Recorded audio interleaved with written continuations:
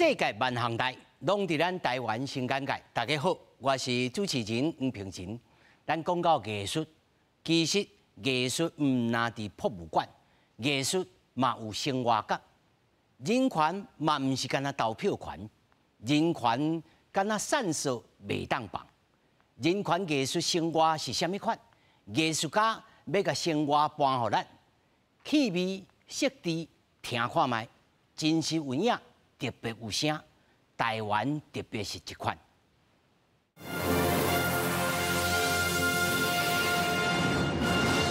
首先，咱来绍介到现场的来宾，头一位是在香港真出名的这个影像的艺术家黄国才黄老师，黄国才黄老师。你好，谢谢。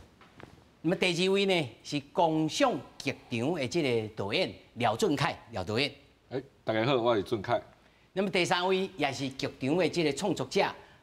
张淑美。大家好。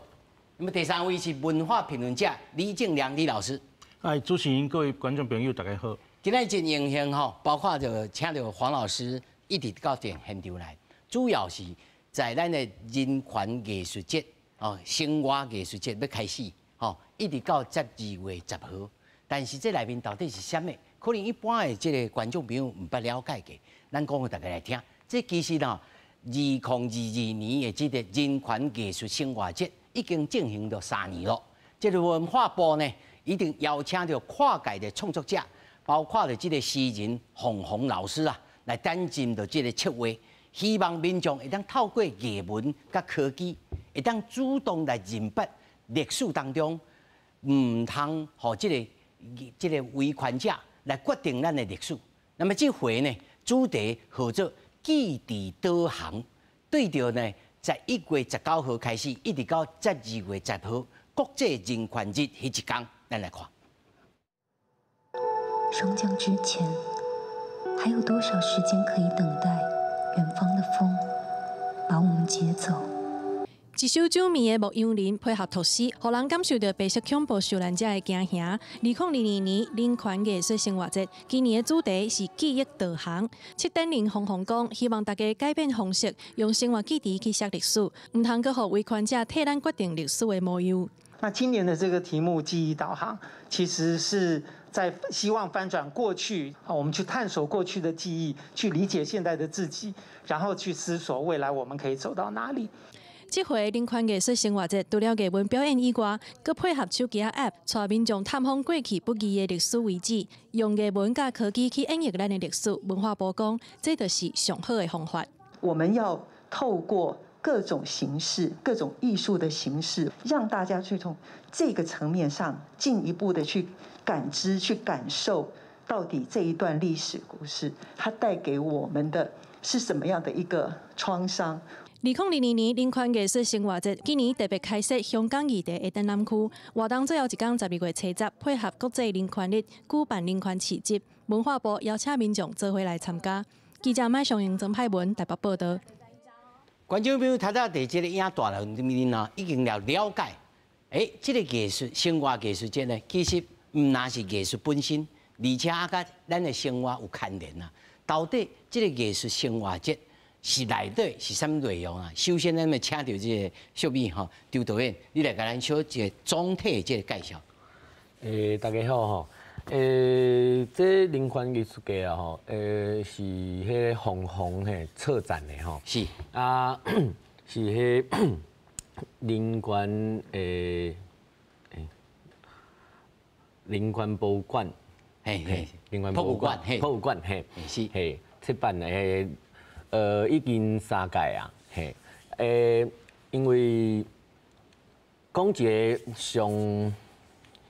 对生活上重要的一个吼，即马少年人足侪唔知过去发生过啥物，发生过什么代志？对。所以一般的少年人其实知影人权这个物件啦，但是跟咱的生活无一定有接触到。系啊。因为以前呐吼，以前我们曾经发生过的事情，是那这些东西，起码我们拢唔知。我做坐火车时阵啊吼，碰到一个少年人，伊讲，伊是看到返校，才知影以前有这件代志，嘿，所以啊吼，这个做人权艺术节吼，就是讲，记忆导航啊，记忆导航就是讲，阮是靠着以前的记忆，以前的记忆累积我们现在，那所以呢，那以前的迄进户啊，他用控制你的记忆，继续就是控制你的记忆。你讲这就是安尼，其他的无。这听起来真熟悉哦。系啊吼，今嘛因为是自由嘛吼，那所以我们现在可以找到以前的记忆，然后呢用以前的记忆做导航，好像那些 Google Map 赶快。我们用以前的记忆知道我们未来啊，其实我们的未来就以前的人的未来就是现在的嘛，我们现在就是用记忆来导航我们的未来，那我们现在用做一个这样子的对啊，咱的这个形式顶头，咱头有看影带内面，也有唱歌，也有这个亲子活动，就是妈妈甲囝儿会当到底来参加，还有其他什么形式？足侪啊，伊像种我的不易遗忘的声音们吼，声音呢？声音呢？听声音呢？你可以走在街上，带你的手机，少年人会使下载 APP 嘛，你会使就听一些故事，听一些故事，对，听一些故事，然后去不同的地方，有4条路线安尼。互你等咧园区内面行，古早番薯苦食到饱安尼。嘿，安尼听这种过去的这个故事啊。对，要有亲子的节目，舞蹈啊、音乐的，舞蹈也有音乐，还有影像都有，影像的，还有展览，展览，静态展览。对。他昨仔你讲的就是重点啦，咱今日邀请到黄老师来现场哦。这黄老师会使讲是香港吼，这控制艺术的代表人物，在国际上嘛真著名了哈。咱就请了黄老师哈来说说看哈。这一次我们也知道黄老师其实已经移居台湾1年了哈。对。黄老师已经来到台湾一冬外，住伫台中附近啦哈。但是黄老师呢，在这处展览什么代志哈？我们请黄老师来谈一谈，在这一次的这展区里头，您有什么样的一个展出？我的展出是关于表达，如果我们身体失去自由之后，怎么还可以反抗？你知道现在香港还有2700个抗争者，就是民主自由的抗争者，就参与了2019年的反送中运动，现在还在监狱里面呢，很多是年轻人。所以我希望就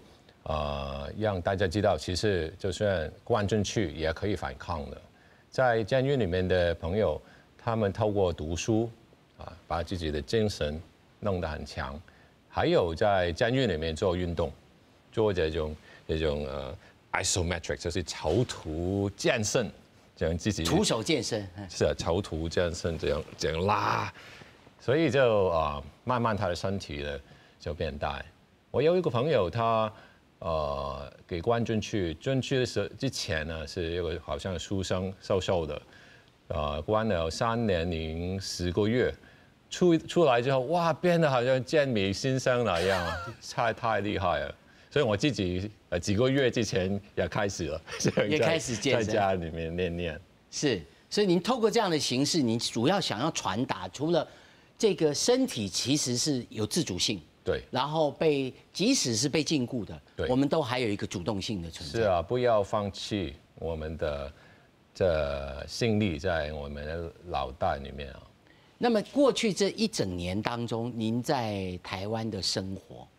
你看到了这个台湾的表达。其实您在国际上非常知名，您有别的地方可以去啊。为什么要留在台湾做这个创作？在国外，一般人可能认为，在国外的创作又更国际化。对。那为什么选择在台湾？就是大概1年前，这《经济学人》的杂志的封面，就下面说全世界最危险的地方，然后有个台湾的地图在中间。我就觉得，当然这不是真的，我觉得香港才是最危险的，因为共产党就攻过来嘛。我觉得要反抗就必须要有一种生命力去长时间去反抗，所以我就从香港这个战场就打了10年了，然后退过来这边。当然我说的不是真的拿枪去打呢，就是用艺术文化去反抗。我觉得这样有时候比枪更好，因为它可以维持很长的时间。当然，如果有需要的话，有枪有炮更好啊。那么有的人认为说，我要留在那里，要跟他打游击战，或者是要跟他抗争到底，我就是要留在那里面。那您选择这样的方式到台湾来做这样的抗争，你觉得特别上有什么样的意义？还是说每一个人有每一个人自己的角色？那你会鼓励每一个人去选择他应该有的这个角色？我觉得每一个人自己也要选啊，就留在香港也有用啊。不过我觉得我需要的就是去一个没有限制的有100%的艺术表达自由的地方，那个地方就叫台湾。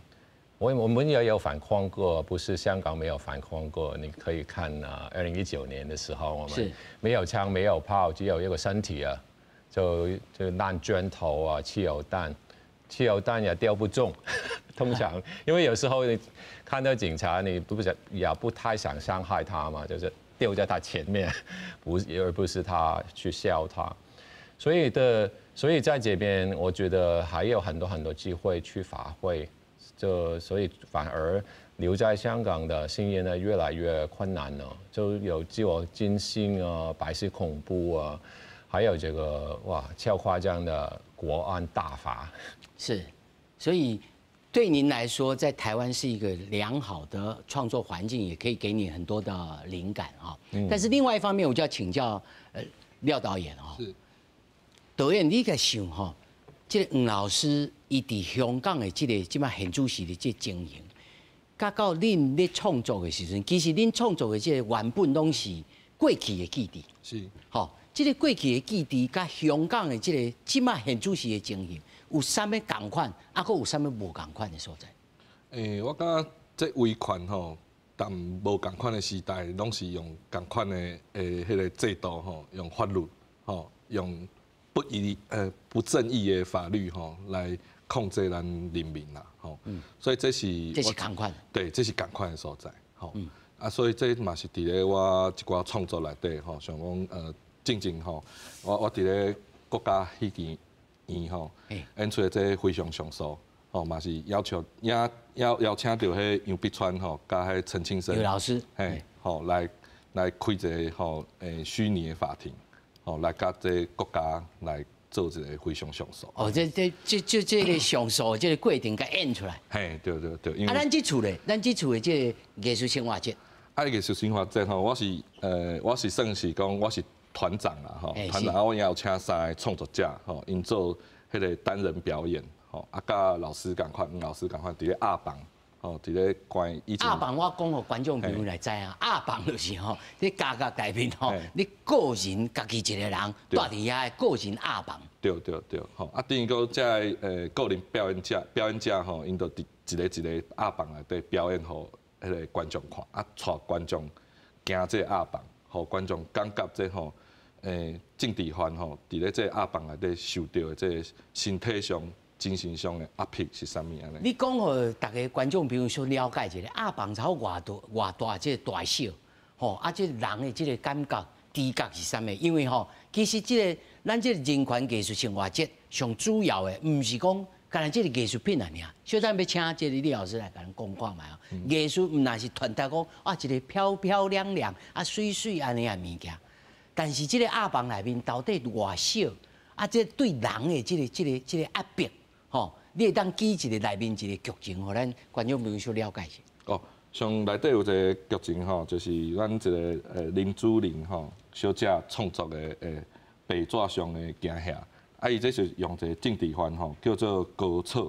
高草吼，烧伊是一个查某囡仔，吼去掠起来，但是掠起来的时阵吼，咱查某人拢有迄个 MC 嘛，吼，伊 MC 拿出来，结果迄敌物吼无互伊处理，逐个月的生理现象无互伊处理，无互伊处理，吼，安怎做伊安尼留，结果伊哪挡袂掉，哪迄个精神哪崩溃去安尼，安怎用迄血吼，伊哪用后来是毋是用迄 MC 啦，是夹破镜头啊，写血书吼，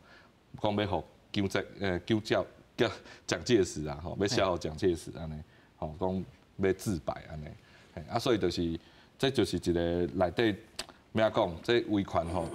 对一个敢若一个弱女子吼，查某囡仔安尼压迫到这种程度安尼，爱用这种方式来表达忠诚，这样。是，我大概翻译给老师听一下哈。它里面讲的是一个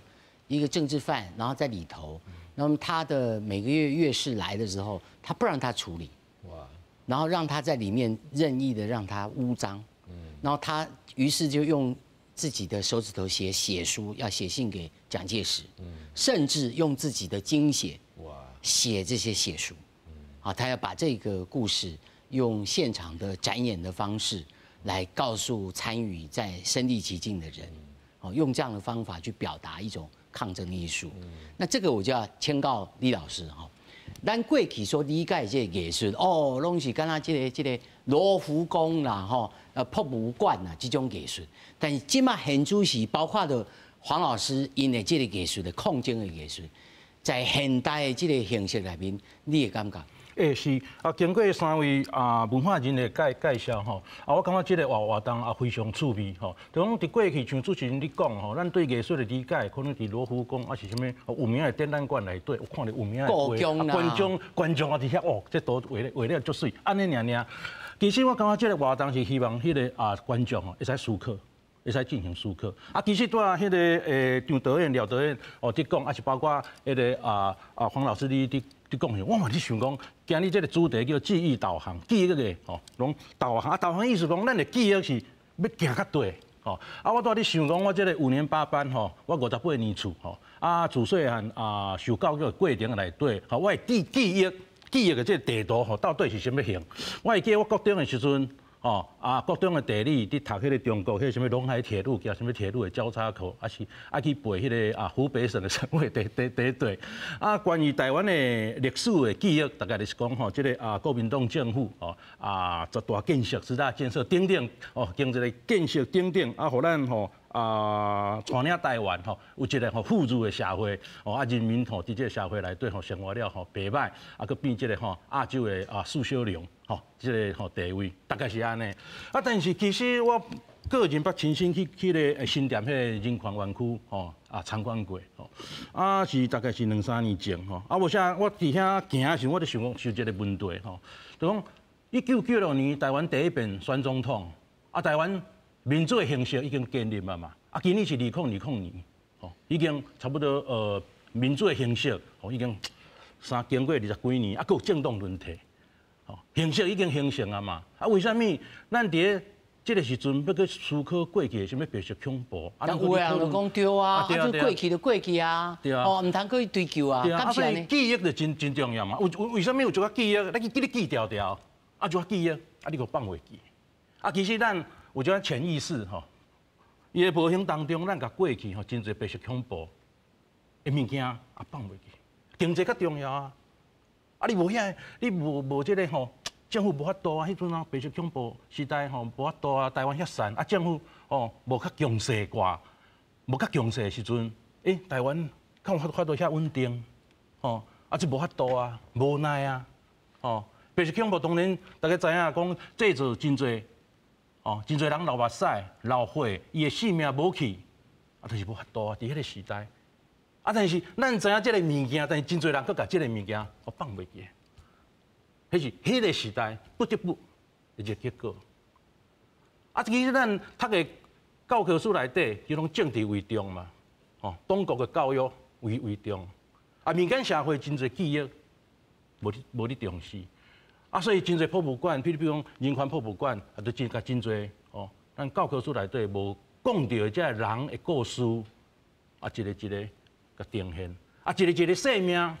归合起来，就是当阵白色恐怖的故事，迄无需要咱过度去讲，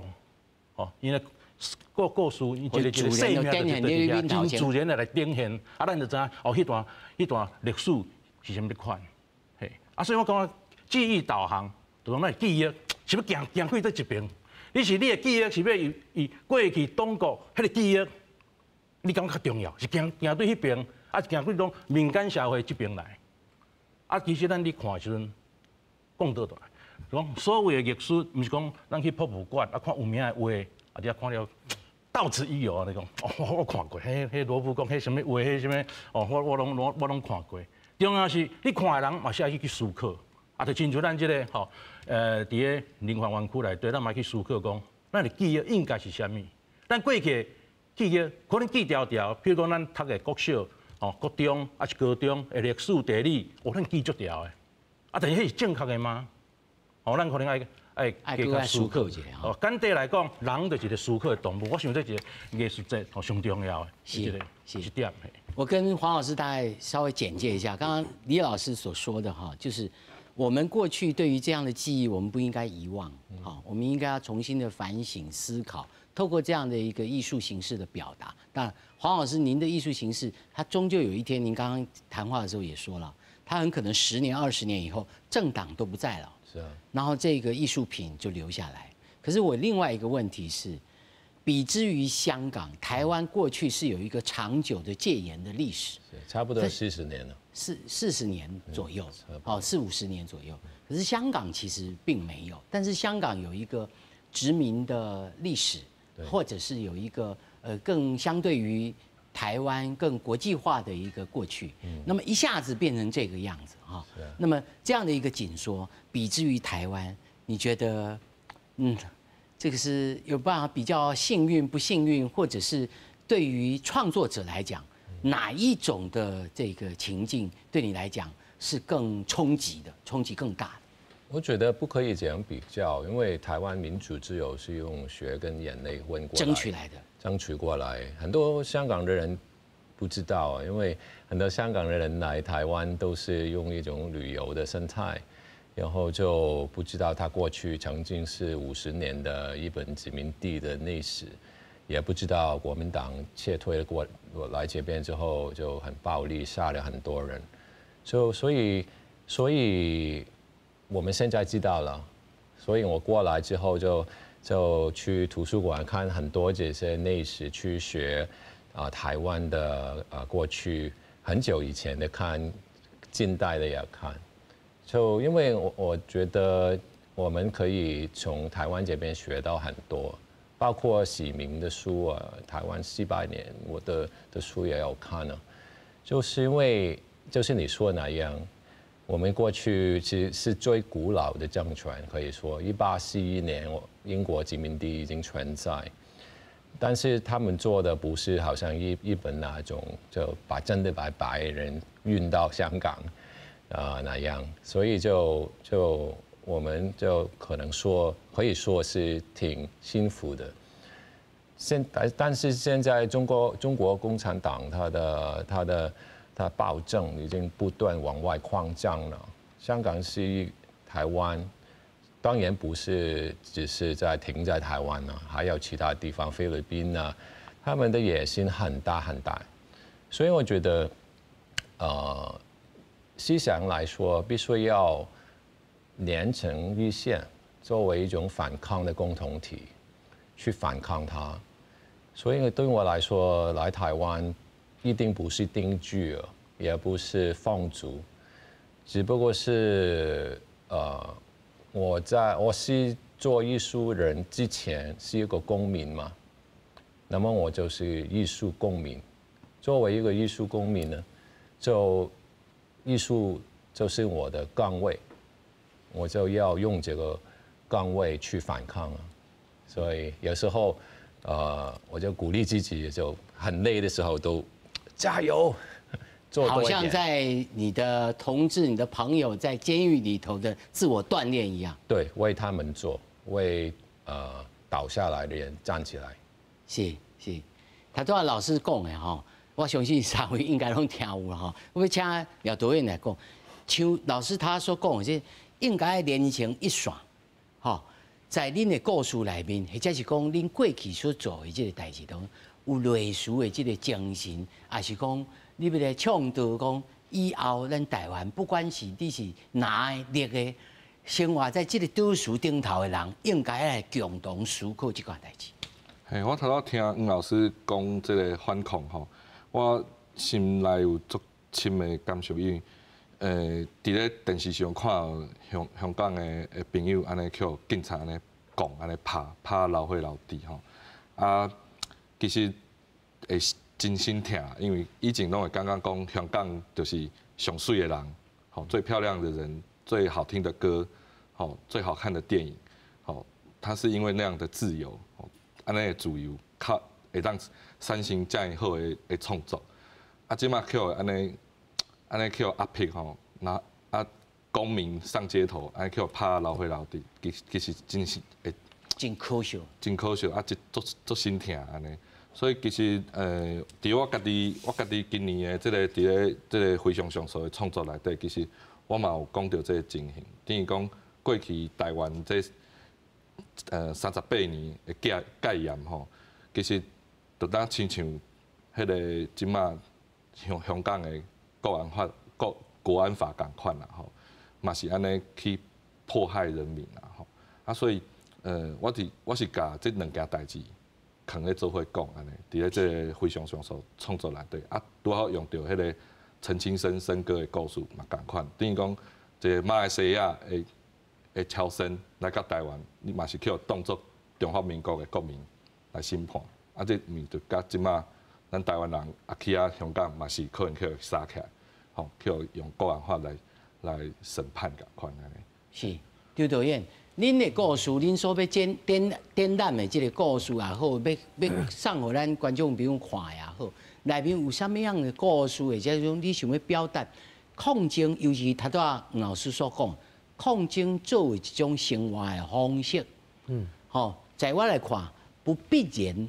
会导向讲一定爱独立，一定要安全。但是这是人做一个上基本的代志，你爱思考，你要有主体性，在恁的这个故事内面，或者是恁要表达的形式内面，有啥类似的物件？亲像我咧迄策展用迄手机嘛，对无？迄手机。每个人都有手机啊，每个人手机的牌子嘛无共款呐，你有 Apple 的啊，你有迄 Google 的啊，拢无共款。那这就很像是每一个人有一个自己的样子身体安尼。你这个说法很有趣哈，每一个人的手机就是每一个人自己的身体的样子。等一下我会请这个黄老师来谈一谈手机现在对大家来讲意义是什么，也可以请李老师您继续。所以我们就用这个方式，就想象说，以前我们都在剧场里面看演出嘛，我们都在剧场里面，我们做戏，然后我一个演出在剧场里面，你所有观众爱来我家，好来看，我想要看，可是我没有那个没有办法去的话怎么办？那可是你一定要在这里看这样啊！可是如果我现在有手机的话，你想要看，你就可以自己去看，你可以有一个自己去，你有一个主动的。以前我们看电视电视的话，我给你什么东西，你就要吃什么我手机的话，我今天我什么时候想要去看，几点要去看，我就可以自己去了，有个主动性，现在人我们都是比较要主动了，对，然后就会希望自己可以，所以我们这次这四个节目其实就是有不同的，比如有一些讲以前的一个那个故事嘛就是那个白色恐怖那时候那个的故事啊，或者是有人要去找要去找他哥哥，他要找他哥哥去6张犁，那我让你戴着耳机，你就跟着我插播一下观众比如说在这6张犁就是过去这白色恐怖的死难者无名无姓，唔知影啥物，啊，就甲大家落张咧。哦，会在即过去也是讲乱葬岗啦，哦，敢插一个牌啊，顶头无名氏的人足济啦，哦，你歹势。没有，他就你就跟着他，好哎呀，他就带着你去他以前走过路安尼，然后走到那个六张里乱葬岗那边，好你就可以看到哦，以前他看到哦，原来我找到我的哥哥，结果看到一大片那个坟墓。安尼，互你有亲身的这个感受吼，好，老师，因这些所做的这设计，包括着黄老师也好，包括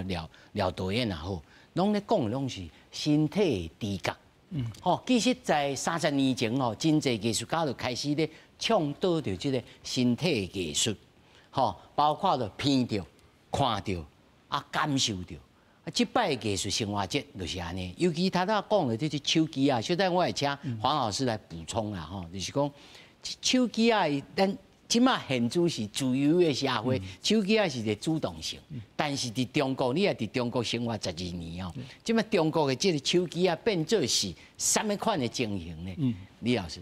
是我分两部分来回答吼。第一部分是延续着郑三位老师的讨论吼。我拄讲到记忆吼，今年这个记忆，比如讲台湾就讲伫台湾的这个记忆的地图内底加一个香港，哦，那这个意义就是讲拄毛导演讲到讲伫咱的台湾人的记忆内底香港就代表上好看的电影、上好听的歌等等确实这伫过去是咱记忆内底真重要一部分，但是咱嘛使注意着，就讲过去咱交香港的交叉点是伫迄个流行的文化，但是即马已经有变化，咱的交叉点是伫政治，虽然讲这政治的这个内涵小可无共，用电影举例来讲，就讲咱看迄个2015年做迄电影10年。10年这个电影，这个电影伫香港的电影内底有一个真重要，有一种重要性。就讲过去香港其实伊嘛导演嘛想要去处理政治，但是伊用真间接的方式来处理。你譬如讲1980年代，中国甲英国伫谈判，就对这个香港，这个要安怎来处理，有一个讨论。但是香港人伊家己无法度决定啊，所以迄当阵香港人就咱看到图片、博缴的电影特别多啊。对吧？因为文明交博缴共款啊，你家己无法度决定啊。这18刀摇的是伊还是咱唔知啊。所以博缴电影出来，嘛有英雄电影啊，英雄本色这类的英雄电影你家己命运无法度决定但是心内上总是希望讲家己运命有一个人有法度来处理解救，对解救所以英雄就变讲香港人的这款所谓这款集体的投射心内投射伫迄个英雄的形象后来嘛导演用黑社会讲有选举来讲香港的现实中国要安怎控制香港的选举但是伊是用黑道的选举就讲用就讲毋是直接来表达，用真间接的方式来表达，但是2015年开始对迄个10年。10年这电影开始，拢直球对决，直接甲香港的政治问题提出来做一个讨论。过来搁较少年一代，咱看就是讲，包括迄个有一个电影叫少年，伊伫香港嘛无多搬10年嘛是禁映慢慢讲其他的什么纪录片，变讲真趣味就讲，明明是以香港的政治社会做背景的电影，选无法度伫香港搬通常来台湾，所以香港所谓的所谓的香港，无伫香港，伊也伫海外，继续因的运动的这个诉求，台湾就是一个点嘛，到这个时阵，台湾嘛咧思考一个新的政治嘛，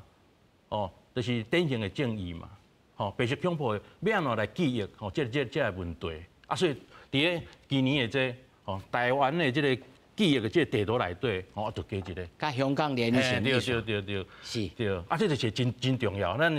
咱都讲嘛，记忆是流动的嘛。今年咱记忆地图内底加一个香港嘛，这第一点。第二点就讲，咱都要讲的手机这个问题，会使讲确实，伊个科技的发达，其实干事的力量哦，嘛真强嘛。吼，啊，其实伫咧中国来讲，真趣味的讲吼，中国作为一个社会主义国家，其实伊对人的假设就是讲，人是属于素质的。啊，所以有过去有一个制度叫做档案制度。讲档案制的意思讲，你譬如讲你是某一个中学吼，假设你是33年12班，3年12班，啊，你这个人相关的所有的资料，拢有人甲你做记录。啊，你家己你唔知这记录内容是啥？啊，你对细汉开始就有一个档案，啊，你甲你大学甲出社会嘛有。但是你可能这一世人拢唔知迄个内容是啥，真可怕的感觉。迄是古早哦，迄是古早哦，即嘛是科技的时代哦，科技的时代包括即个习近平时代伊即个国家的力量，甲科技的力量伫增加，更加厉害，干些力量更较多，所以你会睇看嚟讲，变数的文化，真侪人甲反抗的。文字写伫变数，迄是上早是对迄个四通桥北京的四通桥嘛，有人写是要是不要有人响应但是响应敢若法度伫变数来写嘛，因为变数内底无干事啊，无干事的机器啊，你伫咧公共场所内底有足侪干事的机器啊，其实迄无一定讲是高科技啦，但是伊一定需要足侪人来甲你吸落来物件做解读，系啊，是但是总是讲科技的力量加上伊本来中国的文化内底就有一个所谓所谓的种档案制度，对人的记录，即嘛佮加上科技的力量，所以差不多是对人去控制佮较强。你每一个人毋那有你过去读册时代人对你的记录，即嘛这干些机器，佮甲你。加足侪资料，甲你对你人的其实过去的这个国民党在统治的时阵嘛，真侪有运动者，嘛是背后阮也有去查，学生时代内面真侪资料，什么人来甲我报我什么代志，我家己都袂记的代志，拢伫内面报。对，你的日记是帮你写的。是，所以我要请教黄老师刚刚我们谈到这个手机的问题现在在。不管在香港或者是在中国，手机已经变成是一个监视而且如影随形的东西。对。那么这个，您有没有想过，它也有可能是你创作来源的一部分呢？我其实，在2019年的时候就发现就不单是手机还有你的样貌，你不要以为戴了口罩之后就看不到你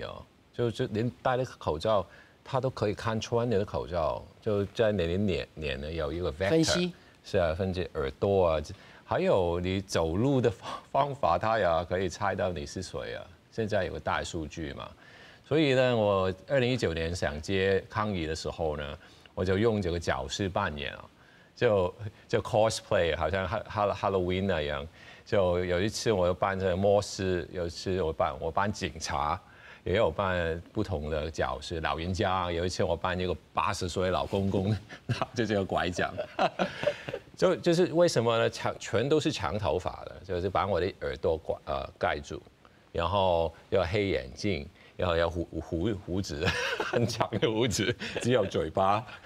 所以我觉得这种有些人他可能会躺平在大陆，就因为他的控制越来越厉害嘛，所以就让很多不同的人就想办法出来，所以你这个倡议就艺术倡议，作为一个人，倡议跟这个善治呢是有关系的，就是善治越来越高，你的倡议才可以跑出来了，对啊，所以你现在看到。在内地大陆有些大学生在放这个假狗，还有假狗、木头狗，还有在广场上面爬行就是一种反抗所以我觉得重要的是，在我们还有自由民主的时候，应该就要表达的更强的表达，而不是等它。没有了自由了，没有民主了，你才出来，因为我有民主。我现在那时候就来不及了，是来不及了。我在香港就学到，所以你们真的很好啊，是很幸福，可以有票啊。你做得不好，我可以用我的票就是我的武器，我把你赶下来，然后去选那些真的爱台湾的人。是，那黄老师说的当然是从一个不管是他已经移民台湾1年的人，或者是从香港的角度来看哈。但是三位我要来请教吼，一直抗争落去，抗争甲上后尾，会在艺术的抗争会变做艺术，但是敢有可能转化变做政治上会反转吗？这可能性在哪里？或者是讲必须要透过什么物件，透过什么社会动员，有通好互这个香港内部的人，啊，甲咱台湾外部的人来反抗这个体制，来改变这个体制。恁做艺术表演的人，敢有想过这？我的感觉是安尼啦。艺术家的工作吼，其实上重要的就是爱把这个故事讲出来，把这些故事继续讲下去，然后不断的去传播，然后传播下去之后，一般的大众他慢慢的进入了这个意识里面，他才能去。在生活最微小的地方，生活上小的所在去做反抗，哪怕是讲伊家只是一个 Facebook 的贴文嘛好，讲一句话嘛好，拢是共款。啊，所以我感觉这是艺术家的功能啊，去启发更多人啊，这是我的感觉啦。是，啊对对。就是策展人伊讲过一节，我觉得很好。伊讲艺术是提醒，提醒我们要日常生活的事情，就是帮我们看到我们平常天天在看却没有看到的事情，习而不察的事情。对，我们天天，所以我是觉得说，就是我们现在在做的这些东西，其实我都觉得我们艺术家没有很厉害啦。其实我们都跟一般人赶快啦，都赶快是人啦。哎呀，我们也有就喜怒哀乐，就都各种事情都会发生。哎呀但是像以前有那些就是好像白色恐怖案内嘛就是政府案内抗制。可是我们现在有科技嘛，我们现在在脸书上案内，可是其实。我们日常生活中可能有些话我们也不敢说啊，有些话想说不敢说，为什么？可能现在所谓的政治正确的话怎么办？那或者是我如果我是政治不正确的人，我可不可以说我要说的话呢？生活当中也有一些自我压抑啊，对啊，那这样的话，其实我都觉得现在，即便我们现在是很自由的年代，其实都还是会有一些。人和人之间相处还是会有一些限制，还是会有一些压迫。那些压迫其实政府是人，我们也是人啊，对啊，政府都是人组成的嘛，所以爱反省到家了。对啊，是李老师。是对两位导演个黄老师的讲法我收获真多哈。对于黄老师的讲法，我感觉有一点就讲艺术随时保持一关颠覆性反抗性因为即马拄仔你讲的讲，即马对真侪干事的记录等等，这真亲像咧19世纪中期法国交英国拢要收集真侪对人的控制方法。你比如讲英国咧统治迄个印度时发明指纹嘛。大家人的指纹是无共的。后来咱看到迄法国警视厅警察迄个单位，因就收集真侪人的迄个相片，伊就讲收集真侪人的相片，就讲凶杀案发生的时阵，就发对迄个证人目击者你看安尼。但是咱来看伫迄个小说来创作内底看到一寡颠覆。你比如讲亚森罗平就伫挑战这嘛。迄亚森罗平定咧易容哇，迄个易容等等就是就讲颠覆法国警视厅的这控制所以这个讲起来，讲艺术的随时要保持迄个亚森罗平这款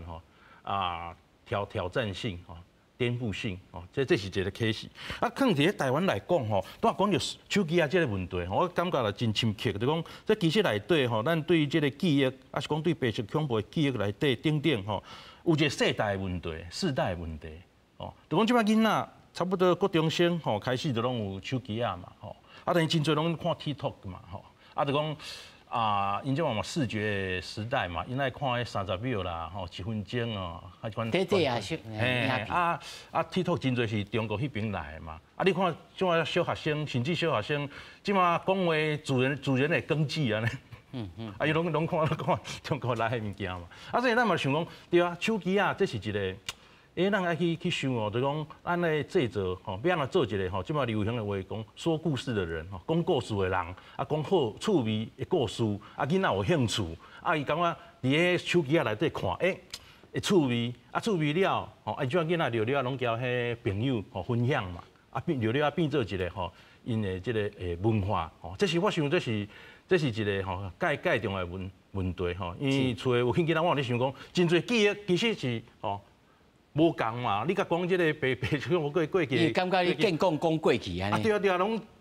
像讲我你拢伫讲过啊，讲足久以前的代志嘛。啊，讲到台语，因想讲这老岁仔你讲的，是，伊就感觉袂流行啊，袂拍，对啊。所以你也想讲，这就一寡有趣味的故事，会感觉讲，啊讲台语，嘛熟悉。啊，现在在三星对位，哎，是。这同样的，我也要请教黄老师哈，就是你在创作的过程里头，有没有这样的一个思考，或者有碰到这样的一个 generation gap？就是说我们的故事，我们这一代人的故事，跟我们下一代的人的故事 ，maybe 10年以后的新的香港人，他们已经完全不知道10年前，尤其在中国的统治之下，很容易把这些记忆全部都抹掉。那我们当然在外面这个抗争是有办法，除非他们翻墙，或者是更年轻的香港人也好，要怎么？你有没有考虑过这样的一个对话的方式或者艺术的形式啊？怎么样能够跟他们产生一些对话的空间？我觉得内史通常都是心理者写的，而真实的内史就必须要在另外一个地方去保存着它，就好像种一个种子那样。艺术家就好像在种种子，可能我们现在看不到，不过没关系啊，因为是关于未来的。就艺术是未来，这革命也是未来，所以就不要去想太多，说我们要有1000个点又看到10000个点又看到，而是把真实的东西放进去。就我是这样做，我是这样鼓励自己去做，所以这个作品当然也不可以不断的重复的。因为有一个研究，海外抗争的人就发现，就我们是跟时间比赛，差不多30年，所以要快啊。如果想要香港有自由民主，要快；如果要想香港独立，是要快。有一天我希望香港也可以有一个人权博物馆。在香港的土地上面，就把这些坏人的做过的内史写进去。就是现在台湾做的转型正义，对，很重要，因为把内史放在一个对的地方。我们不是要搞仇恨，而是把我们的内史正当的去看哦。艺术就是一个时间廊，把这些东西。载住未来的人，未来的小孩，他看到之后，他知道原来是这样。是，咱这个节目哈，在2月8号哈，今仔日会播出的哈，但是在2月10号就是世界人权日啦哈。在3位哈，想要咱们留一下时间哈，和黄老师来做一下手风琴、考点的这表演哈，我大家来看这抗争的艺术上面。但是上后尾吼，请3位啦，对着这个12月10号，这世界人权日，甲恁的艺术创作，或者是讲李老师，你咧定定咧做这个讲述的这个文化评论吼，做一个简单的这个结论。我是感觉讲观众朋友来感受这个艺术节的不管是表演、展览，还是讲这讲座吼，拢是透过一种唔是这样说教的方式去呈现，所以其实可以抱着一个比较轻松的心情，较轻松，莫遐沉重，莫有负担，莫有负担吼。艺术本来就是像这黄老师的黄老师的表演嘛是，还在自然然的当吸收哈。囚徒健身嘛哈，为倒下的人站起来哈，要健康反抗，所以这个其实是一个蛮主动积极的一种精神哈。所以其实我觉得，就是观众朋友可以来体验看看哦，体验者讲，其实无遐叮当，但是内底也是有你面向未来吼。未来这种违权可能会转来，你要安怎去对抗，要安怎去面对伊安尼？尤其头先老师讲的吼，就是希望，这个希望是未来，对不对？我觉得我刚刚就是讲，会使透过这个艺术节认识自己啊，因为其实我们这些节目艺术节里面有很多的类别嘛，各种的音乐的也好，各种的都有。你还可以出去街头，你还可以进剧场看戏，你可以用各种不同的身体体感去认识自己在这个土地上自己曾经有过的，也许不是你自己现在的，可是你以前的人曾经经历过这样子，你也可以认识自己这样子。这所以咯，人权艺术生活节，唔是干那认捌这过去的历史啊，还可以当认捌咱家己。李老师是，就是希望观众朋友我们来去参与这内底有足侪种的表演嘛这嘛拢是足生活化希望大家去现场看其实嘛会使思考，当伫你的记忆的地图内底有一寡记忆，倒一寡记忆是你一直记条条的遐物件敢真正正确。你还是想看讲，你国小甲大学是高中国中读过关于台湾的历史、地理，倒一寡是正确的，倒一寡是可能是需要再思考的。是所以大家那快乐去参与，嘛那看那思考，这是重点。尤其我感觉艺术上重要的是唤起你的这个兴趣，唤起你的这个个人的这个感知perception。所以当然想要请黄老师来给我们做一个手风琴的表演。其实他这个表演意涵很多。我们也在待会呢，也马上来请黄老师来给我们做最后的 ending， 让大家来小评判一下，知影讲这也是艺术表演，唔那是演奏尔，而且内面你会当来反省，来想讲，有当时艺术嘛是用食、用片的、用摸的，拢是叫做艺术。咱到底来听看卖？我这首歌叫《荣光归香港》，Glory to Hong Kong， 英语是2019年的香港反抗就是反送中运动里面一首很重要的歌。在这个展览里面，我就坐在监狱里面的小房间里面弹过。